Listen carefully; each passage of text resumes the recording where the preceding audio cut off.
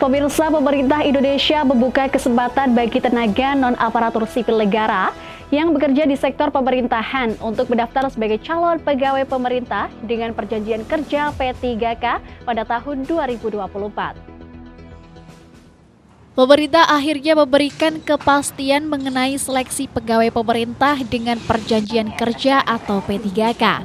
Kabar ini sangat ditunggu khususnya bagi tenaga non-aparatur sipil negara atau honorer.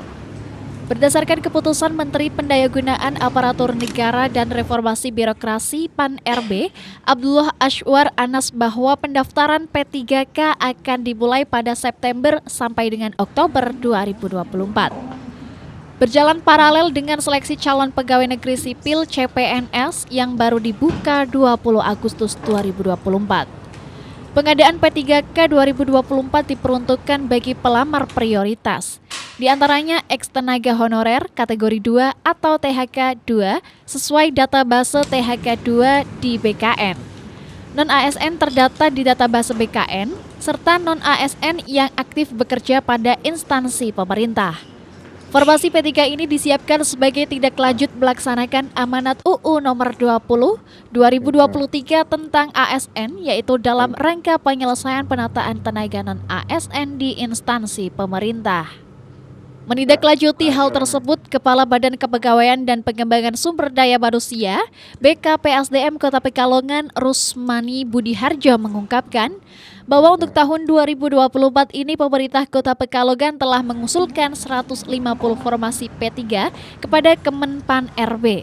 150 formasi itu terdiri dari 93 tenaga teknis, 20 tenaga kesehatan, dan 37 tenaga guru. Namun persetujuan formasi pengadaan P3 tahun 2024 baru dibahas bersama pada Jumat 30 Agustus 2024. Didik menyebutkan, dalam regulasi tersebut diatur bahwa dalam pengadaan P3K tahun 2024 ini, pemerintah menyiapkan formasi P3K untuk pelamar tenaga non-ASN di instansi pemerintah. Tenaga non-ASN yang ada di suatu instansi hanya boleh mendaftar P3K di instansi di mana ia bekerja. Tidak dalam waktu lama nanti akan ada peraturan terkait dengan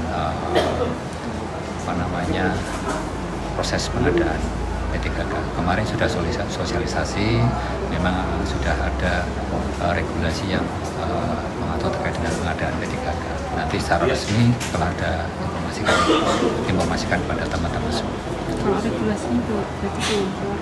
Kemarin yang perempuan IP 347 sudah, di mana teman-teman non-ASN yang ada di suatu instansi hanya boleh mendaftar di instansinya tersebut. Gitu. Tapi pastikan gitu, istilah instansi itu bukan unit kerja atau OPD, gitu. Tapi instansi pemerintah daerah. Teman-teman yang non-ASN yang bekerja di lingkungan pemerintah Kota Pekalongan bisa mendaftar di OPD manapun selama dari wilayah Kota Pekalongan. Jadi tidak bisa mendaftar di kabupaten lain. Bisa umpamanya di OPD, BKPSDM bisa mendaftar ke Dinuk Capil atau sebaliknya.